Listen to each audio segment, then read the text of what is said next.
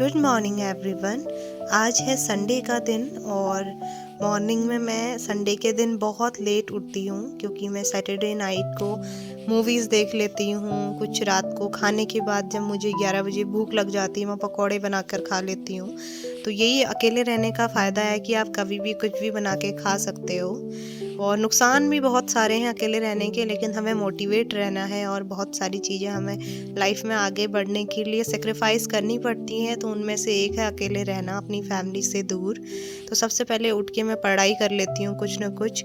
Sunday का दिन है और अभी 8:55 हो रहे हैं। तो मैंने थोड़ा बहुत अपने रूम की क्लीनिंग कर ली क्योंकि मैं रोज़ रोज़ सफाई नहीं कर पाती हूँ, इतना टाइम नहीं हो पाता है। हफ्ते में 1 या 2 बार ही मैं अपने रूम को क्लीन कर पाती हूँ अच्छे से। किचन काफ़ी गंदा मैंने कल रात छोड़ दिया था क्योंकि बहुत सारी चीज़ें सैटरडे को मैं नहीं करती हूँ, रेस्ट करती हूँ पूरा। इसीलिए मैंने अभी सुबह उठ के सोचा है कि आज पूरा किचन और रूम को मैं चकाचक क्लीन कर दूँगी।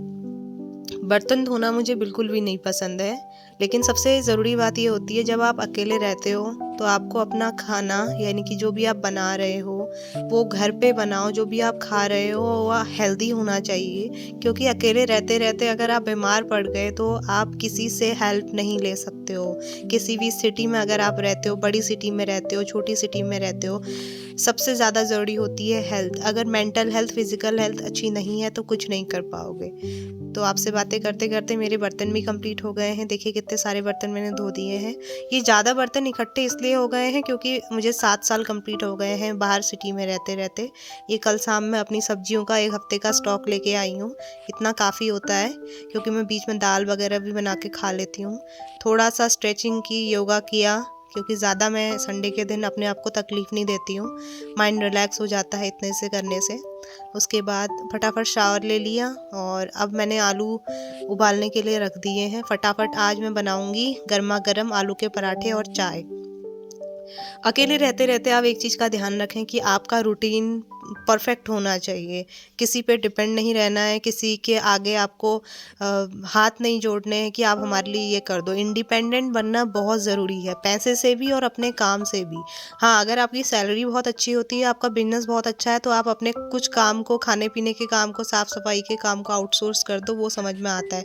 अगर इस तरीके की कंडीशन नहीं है तो हमें सब कुछ खुद से करना है।